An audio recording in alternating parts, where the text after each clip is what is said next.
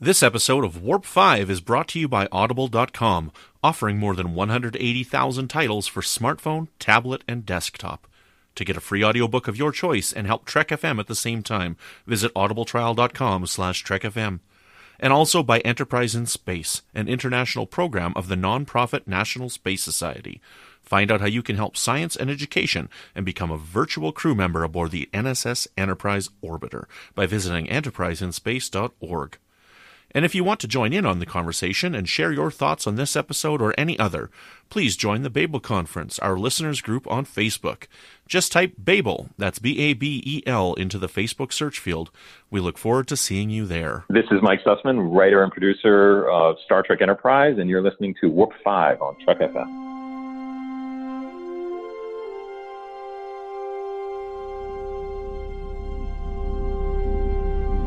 How we doing, Trip? Ready when you are. Prepare for warp. Course laid in, sir. Request permission to get underway.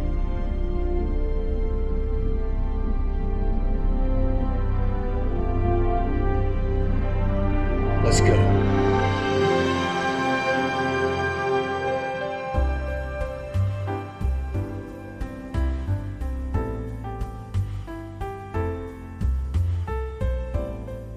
Welcome, Boomers, to another episode of Warp 5, Trek FM's dedicated Enterprise show. I'm Floyd Dorsey, and I'm joined by Warp 5's chief engineer, Brandon Shea Matala. How's it going, Brandon? I'm doing pretty darn good. I'm feeling lucky tonight. I'm feeling smart. I'm feeling all revved up for my trivia. I'm not feeling my Trek trivia stuff going on here, so I'm drinking a blue beverage over here, or maybe some Tranya. Maybe I need to bring some Tranya in to get my Trek trivia juices flowing here to get caught up. Well, why don't we start you off with something easy, okay? We'll start you off with a nice, easy trivia question here. What is Captain Jonathan Archer's first name? Let me think here. I guess I'll save that one for later. Okay. I'm going to put that in for later because I'm pretty sure you're not going to give me points for that. So I'm going to save that. All right. I'm gonna save that until I know there's points on the board.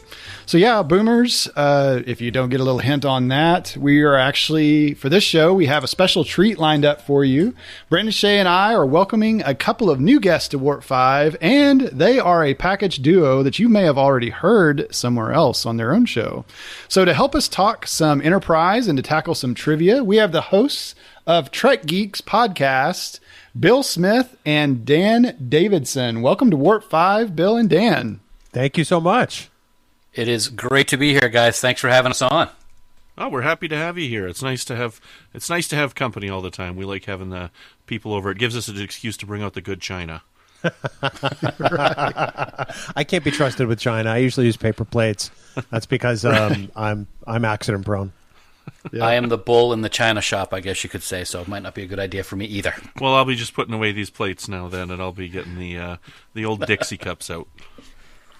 Very good. So, Boomers, we always like to see you get in on the conversation with you. So if you would like to join in with us, you can always make your comments or answer some questions or ask us questions about the episode. Just go to the Babel Conference, Trek FM's Facebook listeners group. Go to Facebook, search for Babel, B-A-B-E-L, and you can join right in, get in on all the fun. So that's the place to find us. So, and we'd love to hear your comments, see your comments, read your comments. You can even leave us a voicemail when you go to speakpipe.com. So just to get us going here, get started off on the right foot, I always like to ask new guests about their history with Star Trek and Enterprise. So I want to ask both of you, how did you become fans of Star Trek? Let's start with you, Bill. Well, I was a child growing up in southern New Hampshire in the 1970s, and my older brother and I, he was about 9 years older than I was at the time, he always wanted to watch Star Trek at 6 p.m., and I always wanted to watch The $6 Million Man. And so kind of a battle of the century would ensue every night just before dinner on who was going to watch what. And because he was my older brother, he usually won. And I secretly became a fan of Star Trek, and I didn't tell him for years, of course, because that would mean I'd have to admit he was right. But, I cut my teeth on those, TOS episodes in syndication pretty early on. I want to say about 1975. And since then, it's just been love. Yep. I have a very similar story. So Dan, how did you come about on Star Trek? Because I mean, I was told that you two are Trek, fans. So I had to assume that you are here. So how did you become a fan? Oh, yeah, it's actually quite a similar story as Bill's was. It involved my brother. When I was growing up, we're the same age. I lived in southern New Hampshire as well. And instead of $6 Million Man, I wanted to watch things like Gilligan's Island or The Brady Bunch on Channel 56 out of Boston. And since he was the older brother, Star Trek was on. I think it was on Channel 38. I don't even remember what channel it was on, but of course he won as well. Vivid memories. First thing I ever remember about Star Trek was the Gorn. Scared the crap out of me. Didn't like the show. I thought it was ridiculous, but over time, because I had to watch it all the time, because I couldn't watch my shows, I started to like it more and more. And I really deep dove into being a fan when Star Trek The Motion Picture actually came out. People who criticize the motion picture, I'm like, no, that's the one that started it for me. And as things went on, I became more and more of a fan. And then when my brother went off to college, I took all the Star Trek stuff out of his room and put it in my room. Very good. Yep, finders keepers, right? That's right. Very good. So when did you realize that you liked Enterprise, Dan? It's funny. I think I liked Enterprise right off the bat. I was one of the ones who was really a little concerned about how this was going to be the first series that took place in the past of the Star Trek universe that we know, and the technology and the ship would look so much better than it did than the one in the 60s and so forth. But I was able to kind of push that away and just enjoy it.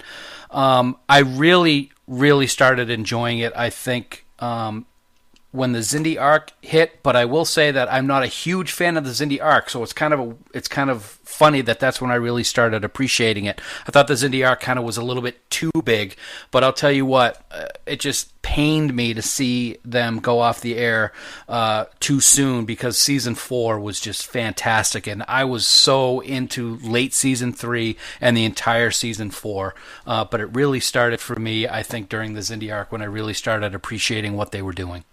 I got a question for you on that, Dan, because I kind of realized this week here.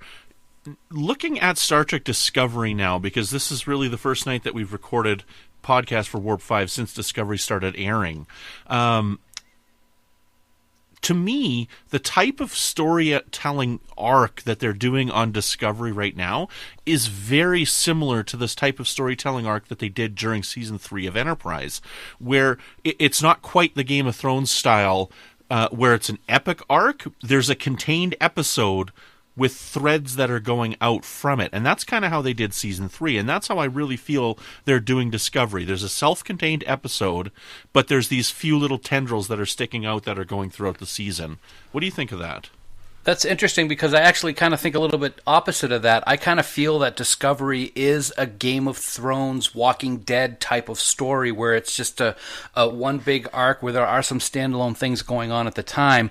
But the thing for Enterprise that was hard for me to really grasp onto at the time of the Xindi arc, I think the thing that always kind of bothered me and made me think this way is because there were 8 species of Xindi. And that got very confusing with all the different things going on with the weapon and who was what and aquatic and insectoids and all that kind of thing. For me, watching Discovery, and I have tried to do the comparison of the Xindi arc along with watching Discovery, Discovery is much more broader and easier to follow, at least for me right now, whereas the Xindi arc kind of had me confused at times and felt that they were packing way too much stuff into individual episodes during that time. Mm-hmm. Yeah. Still good, though. Yeah. And good to know that you have already failed one of my questions for Stump the Geek. There's 5 Xindi that are still alive and 1 species that's extinct. He's not that bright. I'm going to jot that down. I thought there were 8. I've always thought there were 8. See, it was confusing. I'm confused. That actually was, I think, the bonus in the first or second ever round of Stump the Geek we played on Trek Geeks. And he didn't get it then either. Just I don't for clarity. learn much. You don't say. There was the reptilians. There was the Arboreals, there was the Flintstones and the Jetsons. Oh, yeah, the Rubbles. Don't forget them. The Cramdens. Right? Ralph Cramden. The Nortons, yep. Yeah. Who was that musician band like that with the Greeblies? The what? Was it? Who are those weird-looking neighbors that the Flintstones had? Like those monster neighbors. Weren't they the Creeblies? Wow. I forget. That's a deep cut right there. I was about to say, dude, that's like 4 years old deep right there. Yeah. I don't know. Well, they're just getting to those new episodes in Canada, so it's amazing. Oh man, we got running water last week. Wow. So, Bill, when did you realize that you were a fan of Enterprise? I would have to say, right with Broken Bow. I didn't really have any concerns about them doing I hate using the term prequel because I really don't like to think those exist in the Star Trek universe, because Star Trek can tell great stories in any era of the timeline. But if I had to sit through that promo that UPN ran all summer long with that song from The Calling, I think I was going to throw a brick through my television. So by the time I got to Broken Bow, I was really ready for some Star Trek, and it didn't disappoint.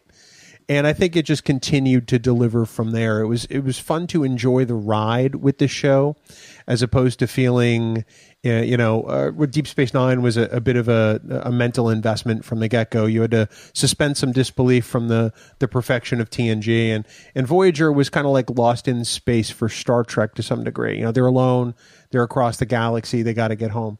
So this was a chance to explore again, and that's really what drew me to it night one. Let me jump in. One thing I wanted to say, guys, as Bill was talking, I wanted to mention is as much of a fan as I was at the time that Enterprise was on, I kind of drifted away from it for a little while.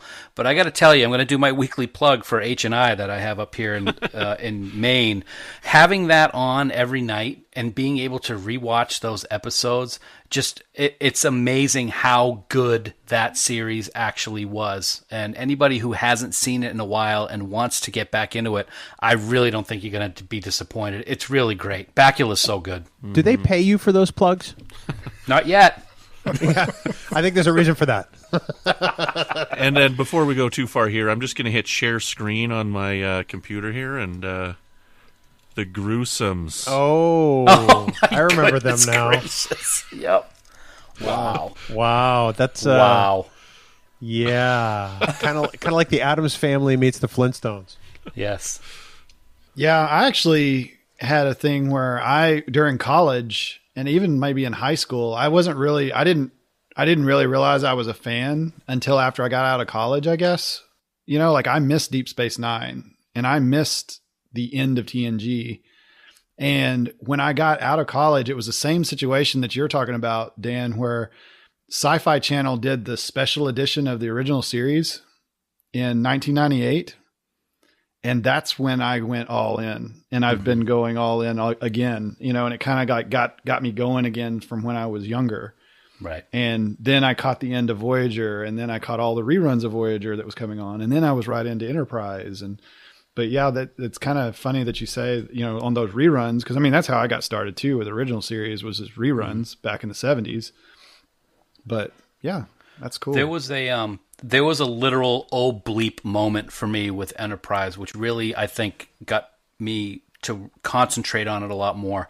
And that is the episode, the World War II episode, the little arc that they had.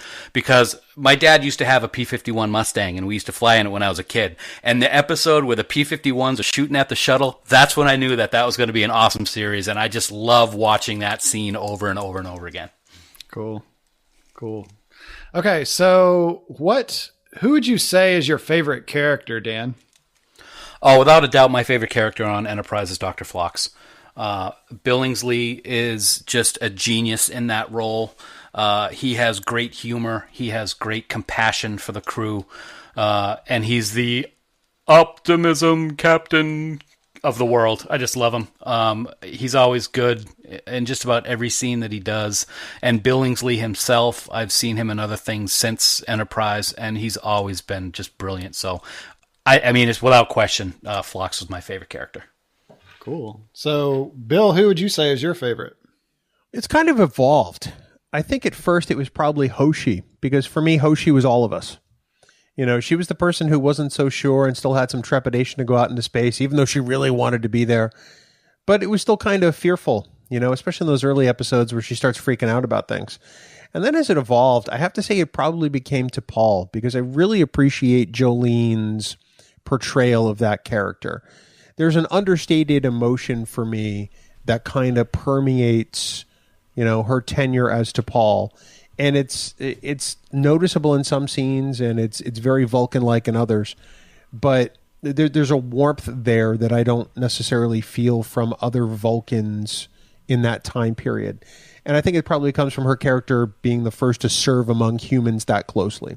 So I found that pretty fascinating as far as being a Star Trek fan went. And I'd have to say that she probably remains my favorite character to this day. Very good. Awesome. So let's go ahead and get to why we're here. We got your or as far as we go, maybe we've been stalling, so maybe we can study up on the side. Maybe that's what we got going on here for our Trek trivia going on, getting my cheat sheet ready. Got answers written all over my arm, but I don't even know what the questions are yet. So that's really the trick. Yeah, there you go. We'll try and get down. We'll put a limit on it that, it's just for fun. We'll give a limit of, let's just say, 30 seconds per question. Is that like when you guys do it, how much time do you guys give each other? Or do you generally do it in live time, right? I only need a few seconds. No, I'm just kidding. I think about 30 seconds is right, Bill? It depends. If he flounders for a while, I'll try to cut him some slack, or at least try to, help him along. I'll try to fill for time. We usually use music in the background. I'm hoping you'll upload those audio samples for me so I can put them in. For the very, very low price of $199.95, I'd be happy to. What if I hit like on your page on Facebook? Oh, that'd be perfect. You haven't already? Yeah, really. What's up with that? You can unlike and then like again. There you go. Game in the system. I see how it goes. Well, how the questions work here is, so I've written all the questions for Dan and Bill and Floyd's written the questions for me. The questions for Dan and Bill, they're going to be completely random, so everything is completely randomized there. But the ones that I've written for Floyd, I've written specifically for Floyd. So Floyd's going to read the first first round, and then I'll read the second, etc. So we'll go through. Each question is worth 1 point. And I will keep score here. I've got my paper. So at the end, we will see who gets the ultimate World Wrestling Federation Championship belt. Wow. I've always wanted one of those. Very good. Very good. All right, so we'll go ahead and get this started with round one. Bill, you're up first. Okay, I'm ready. So from the episode Unexpected, Bill, Trip Trip was the first recorded human male to have what condition? I'm assuming I don't get to phone a friend. No friends, no online. I don't have any friends. I don't have. Yeah, that's it. I don't have any friends, especially not my podcast partner. Let's see. Charles Tucker III was the first human male to become pregnant. Very good. Very good. Very good. Very good. All right. Boom. So Bill's on the board. Okay, Dan. So also from Unexpected, why was the Xyrillian ship hiding in Enterprise's plasma exhaust? They had a problem with their engines malfunctioning, but is that good enough, or is there more specifics that you need? That's a half a point. We'll give you half a point for that. If you could be a little more specific, we'll give you the other half. I can't think of the name of the problem that they were having. I just know that it was an engine malfunction. I'm not going to make the crowd wait for the answer. Interphasic shielding, blah blah. Technobabble. Boom. There you go. How's that? We were very close with the phasic. Very close. It was teraphasic coils. Oh, wow! You're terrible at this. We'll give him a point for that. That's pretty good. Okay, so Brandon Shea, your first question is: what was the name of Phlox's wife that visited the Enterprise? Feasel. Very good. Wow. Very good. That was 30 seconds. That was a beach ball. It was a beach question. Ball. There you go. Okay, Floyd, my first question for you, also from Unexpected, is what malfunction does Archer experience at the start of the episode? The anti-grav plating fails, and he's in the shower. Oh, you got it. Ding, ding, ding. Nice. Well done. Excellent. Yes. Okay, we're going to move on to round two. Everything's just worth 1 point here. We're just having some fun. From the episode Bounty from season 2, Bill, Yeah. which alien species did the bounty hunter belong to that abducted Archer? Oh wow. I don't think I've watched this one in a long time. I might actually get this one wrong because we know that I'm the champion of Geek the Stump over on Trek Geeks. Shocker. Wow, really? Wow, it's amazing because you can be a total jerk on 2 podcasts. This is incredible. Was he in Orion? No. Oh, I'm sorry. He was a Tellarite. That's right. That was the first one that was the first time we saw Tellarites on Enterprise. It's a shame you didn't get that question then, Dan. Yes, it I know. is. It's a good episode. No, it's not.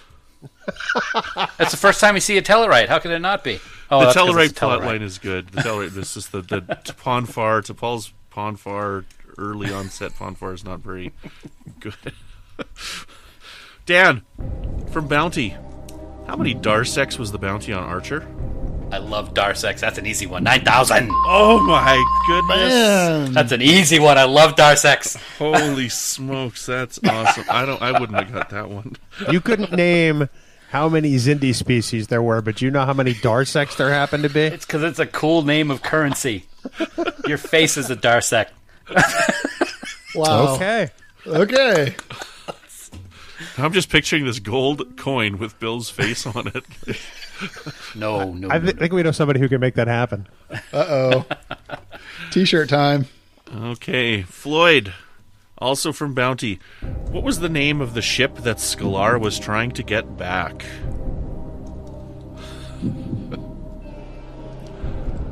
I have no idea. Apparently Dan knows. Dan looks like Arnold Horseshack and Welcome Back Kotter right now. Okay, so Dan's stealing this one because I have no idea. I cannot remember. I can't even remember. So Dan? Dan That would steal be it. the Tezra, I believe. Yes, and you lose 1 point for stealing. Oh, I love this. Wow. I didn't realize there could be punitive points. This is amazing. I didn't steal. He offered it to me. Did you take it? You're not Yeah. supposed to steal, apparently.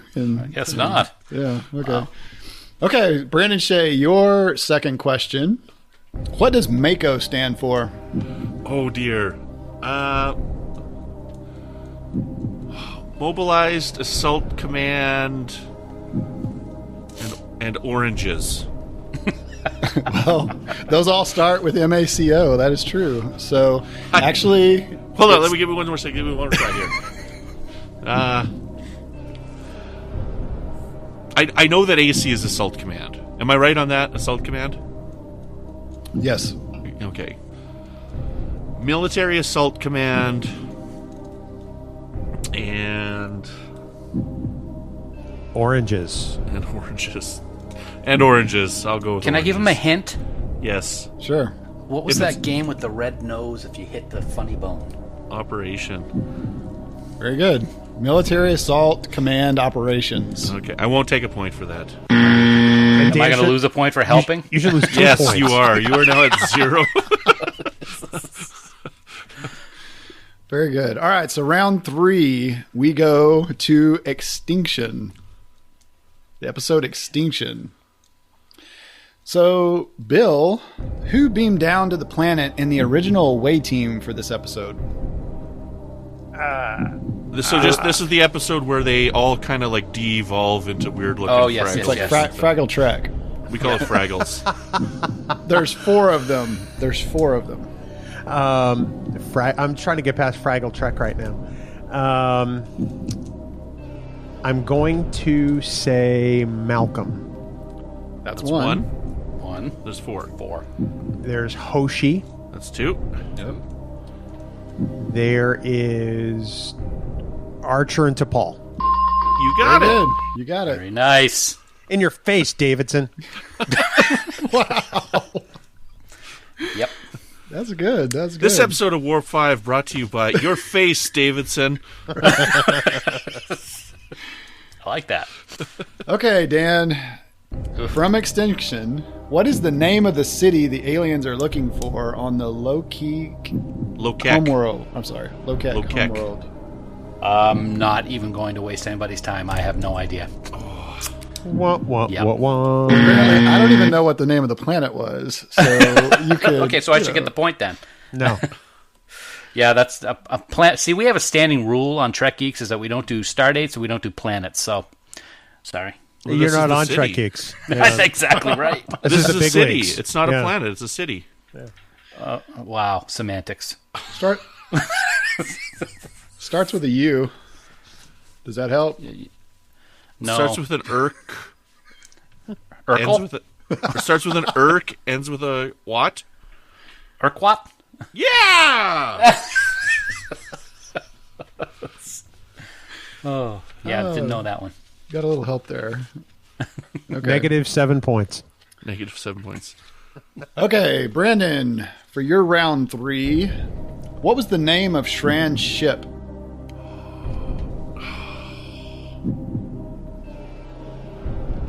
I have this one in the easy category.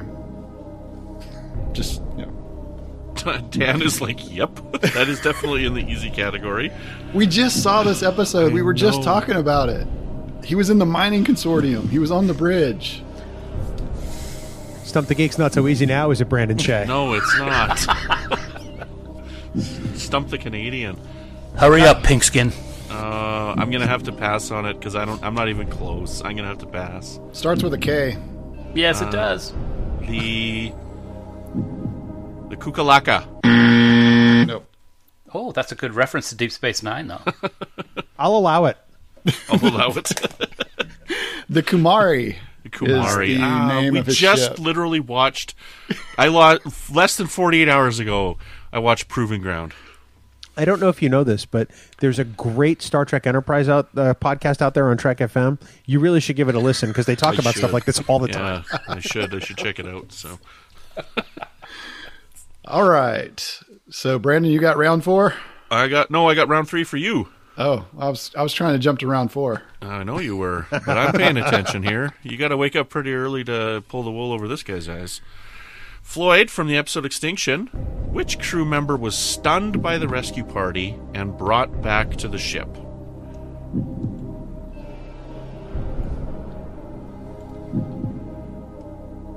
Whoa. So one of the original 4. Yeah.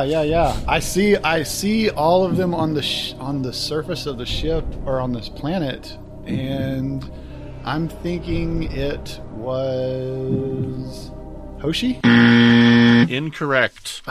The correct answer is Reed. Reed. Of course they shot Reed. I would shoot Reed too. It's me too. Yeah. Okay, so I've got Dan with 2, Bill with 2, me with 1, and Floyd with 1 after 3 rounds here. So that's what I got. Round 4 from the episode Stormfront, Part 1. Oh, yes. Please. I was just talking about that episode. Try to contain your excitement, okay? This is I don't know if you guys noticed, but I've done 1 episode from each season here. So I was kind of getting that, but I wasn't going to talk to my pitcher in the middle of a no-hitter. okay, Bill. What actual Earth historical battle did the Enterprise crew find themselves transported to in this episode? Oh my word! You can think bigger because it's the broad one, not the small one. Thank you. Wow, that makes it so much easier. The broad one. So I'm gonna say World War II. That's about as broad as I can get. There you go.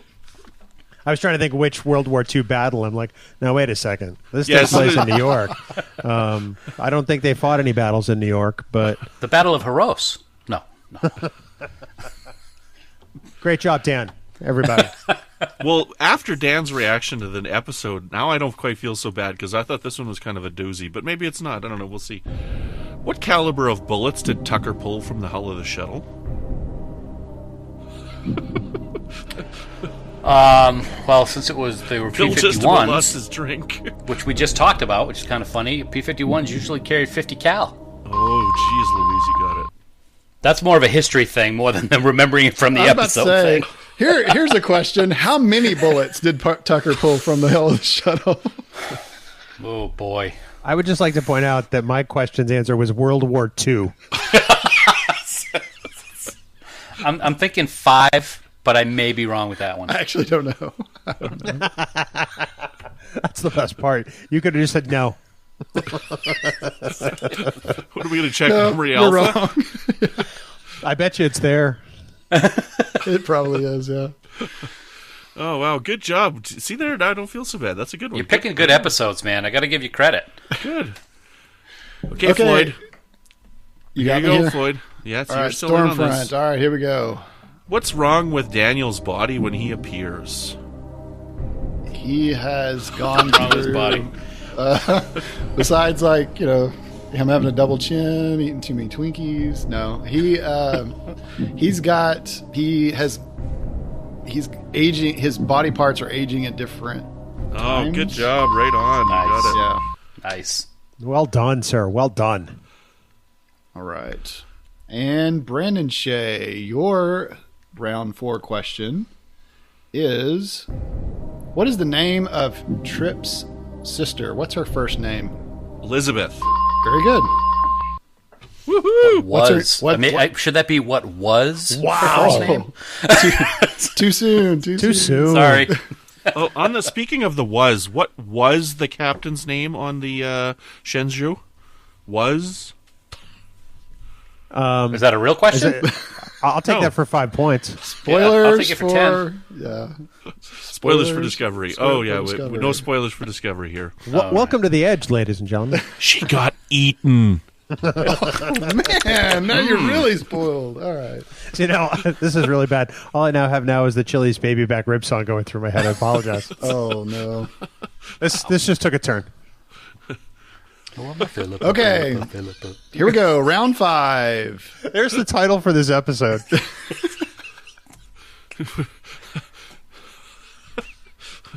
All right. Round 5. Bill, how many humans have survived and are living on SETI Alpha 5 in the episode Twilight? Does this have to be an exact number, or do I have a range? You just talked about it today on your Really? show. Well, we in the pros in Stump the Geek, we usually set these parameters ahead of time. Sorry. How about we give you a round number? It's a round number in your favorite episode of the series. I'm going to say around 6,000. That is a good right. number. That is right. That is right. Very good. Very good. So, Dan, how many hours did Archer spend in the agony booth in the Mirror Universe episodes? Oh, in a Mirror Darkly. Oh, another one of my favorite episodes. You guys I are know. awesome. See, I He listen to spent- your guys' podcast. I know what your favorites are. I want to say, it was a long time. 10 hours in the agony booth. Must be some kind of record. Yes. Very good. Wow. Very good. Okay, Brandon Shea, buckle up, man. Oh, dear.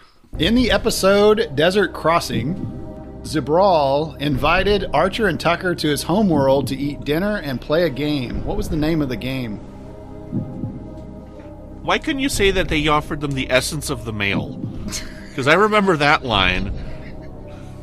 Because my essence curls up inside of me every time he says that line. I don't think we want to know about your essence, Bisha. So you would rather I've asked what did they have for dinner? Yes. Oh, well, I asked for what game did they play. So I'm going to be the loser of this game here, I think. Wasn't it volleyball and he was playing with Tom Cruise and Anthony Edwards? No, sorry, wrong movie. they may have done. Discala or something like that. I don't know. Say that again. Discala. No. That was, you were close. There was an SK in it. It's Gascana. Gascana. Oh, Gascana. Gascana. Hey, it was pretty close. That was pretty close. I like my Gascano with a nice balsamic reduction, preferably with some long grain rice. Oh, okay. I've got 2. Dan and Bill have 4. Floyd, are you going to leave me eating the dirt here? I think you might. I don't know, man. Floyd, in the episode Strange New World, what was the cause of the crew's delusions? Spores or pollen. A local pollen. There you go. Oh, I am eating my own dirt here in my Gascana. Medium rare. Medium rare Gascana. Yeah. Balsamic reduction. Sorry, I'm sorry, Brandon. You told me to give you a hard one. That's fine. That's good. It's all good. I'm just going to go cry over here. You know what else? Not only some do I dirt on like it. my Gascana medium rare, there's another G that I like medium rare. Giorgio. Oh, too soon. Too soon. Gosh. Wow. Wow. And you can write Warp 5 by going to Trek FM and hitting the contact form and selecting Warp 5 from the drop down. I just want to tell you that right now. And yeah, B. Shea will read it on air. There you go. Oh, yes. You can send the hate mail to me. I'm okay with that one here. All We right. got to put a spoiler warning at the beginning of this episode, I think. Yeah. Send all hate mail to dan@trekgeeks.com. Very good. So, Bill, Dan, thank you so much for coming on Warp 5. This was a lot of fun. It was an honor and a pleasure.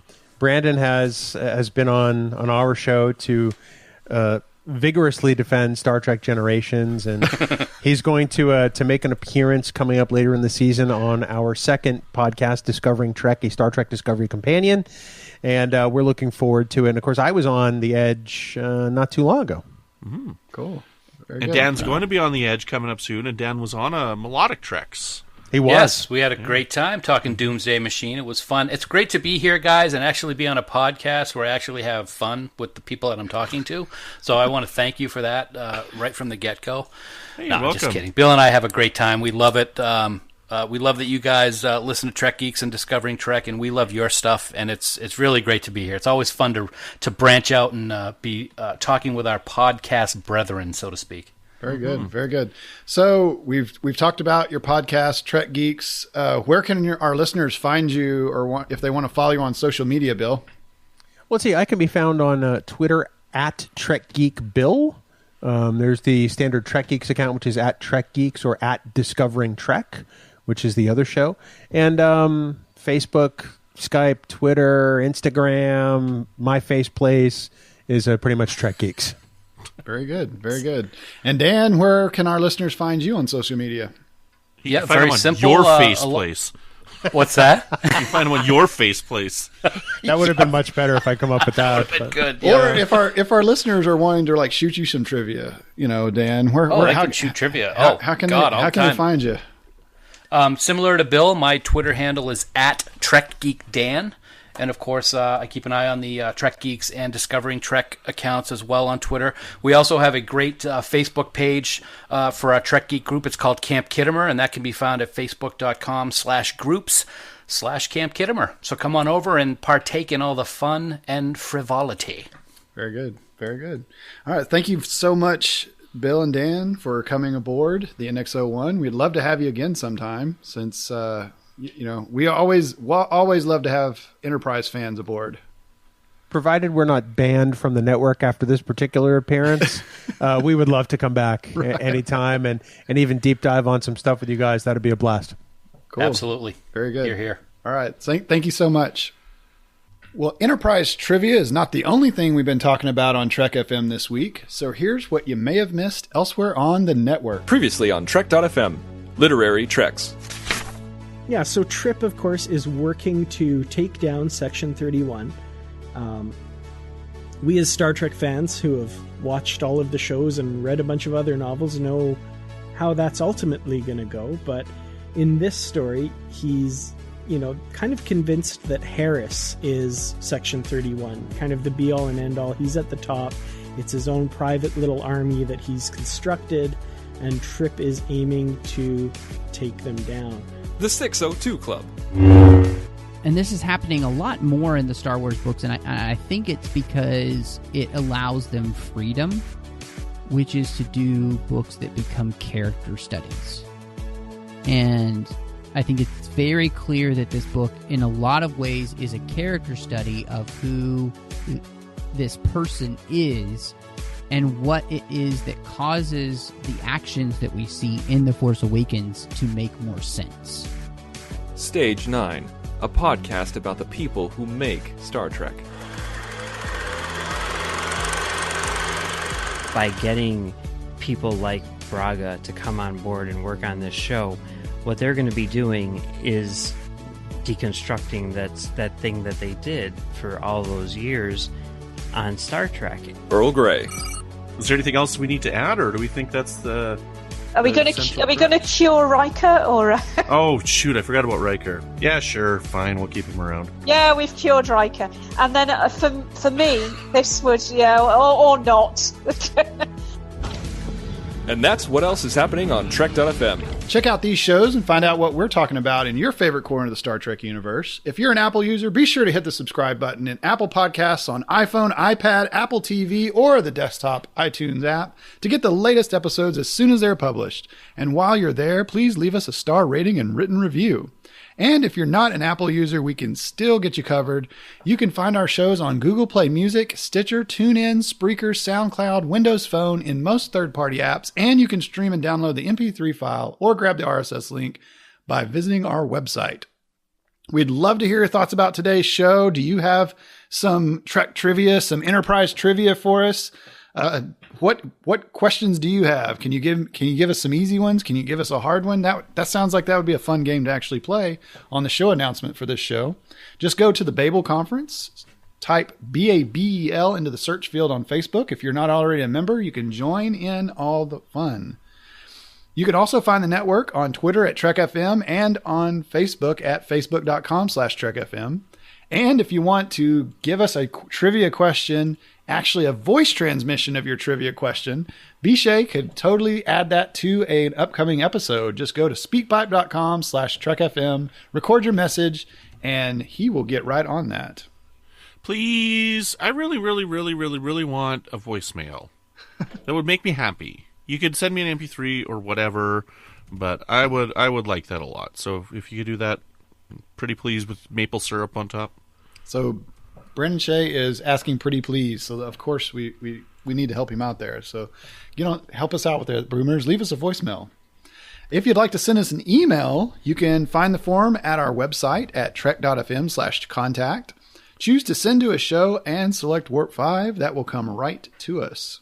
And if you like what you're hearing here on Warp 5 and on the entire Trek FM network, you can help us keep bringing this content to you by going to patreon.com/TrekFM. That's patreon.com/TrekFM.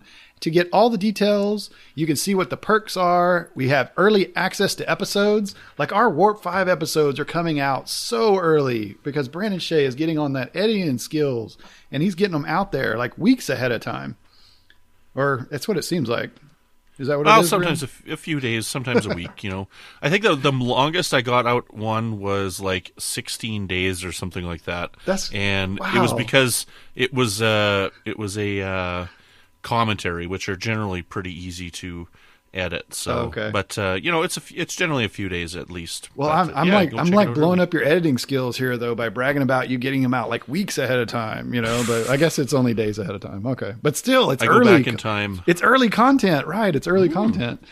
On Patreon.com, you can actually choose to be an associate producer. You can actually contribute on the associate producer level, just like Mike Morrison, Tim Cooper, Justin Oser, and Mark Flessa have done for Warp 5. So thank you so much, guys.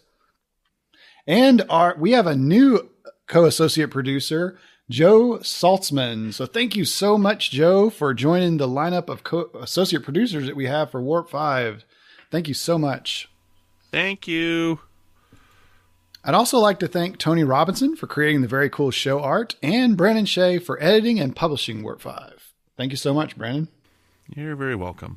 So, Brandon, if our listeners were wanting to shoot you some trivia questions on social media, how could they find you? Oh, you can find me on Twitter at Brandon Matella. You can find me here on the network with a new show called The Edge, which is all about Star Trek Discovery. And you can find me over on the Fandom Podcast Network, talking Alfred Hitchcock with my friends Chris and Tom on a show called Good Evening, the Alfred Hitchcock Podcast. And you can also find us on the Babel Conference. And speaking of the Babel Conference, we do have a little bit of feedback from our Bound commentary. It actually provoked quite a bit of feedback, which is pretty good, as a little bit of a controversial episode. But we're very happy to have a little bit of replies on it. So again, we're going to try and do our best to read our feedback. And as of the recording of this and our next episode, the episode after Bound, which was episode number 122, it hasn't been released yet, so we don't have any feedback from that one yet. But Tim Cooper said, "Awesome! Now I know what I'm listening to during my evening commute." And Corey Elrod said, "Thanks for the shout out in the previous episode. I took the end of this episode not as all the slave girls are actually in control, but the women are the main slave traders. It's not just the Orion men that deal in slaves. The women allow fellow females to be bought and sold. The Orion females are the main slave entrepreneurs pulling the strings behind the scenes. That was the only way that I was able to personally make it work for me." Yeah, it's an interesting, because they tried to have that continuity, right? Yep. Of how can the women actually be in charge is what they came up with, right? Right. Yeah, it was, I said it so many times during that episode that it was just hard for me to get there. And I guess it's hard because that wasn't the original idea, back in the 60s. They were just slave girls. But it is very interesting to think that there's these elite Orion women that are actually controlling the situation. So that's pretty neat, actually, if you think about it. That's kind of how they did it in the books as well. Right. So I'm going to come back to one here from Janet Lee, but Christopher Bacca also said they should have just left them as slaves and not pandered. I guess they tried to reinterpret the scene in the cage when Vina corners Pike, and the reference to the slave girls irresistibly in the novels. It does work better than what they tried to do on the show. Marcia Pratt says Jolene Blaylock complained a lot about her makeup, and finally in season 4 they finally changed it. That's why she looks so much better in season 4. And I think we had mentioned that with her outfits and stuff as well, how they kept changing. So Marcia Pratt says, "Floyd, when you started talking about T'Pol's comfy velour uniform, my mind pulled up Zap Brannigan from Futurama and his velour uniform. Right. Now every time I see T'Pol in that uniform, I'm going to think of him. Ew." I thought that was kind of funny. Great. The reason why, and she also says, the reason why T'Pol never got a proper uniform, unless a director put her in one, was that using Braga's description of T'Pol, she was the babe. She was cast for ratings, especially if the ratings demand that they need to sex it up more, hence the naked scene with Trip, and coupled with their catsuit fetish, there was no way she was ever going to get a proper uniform.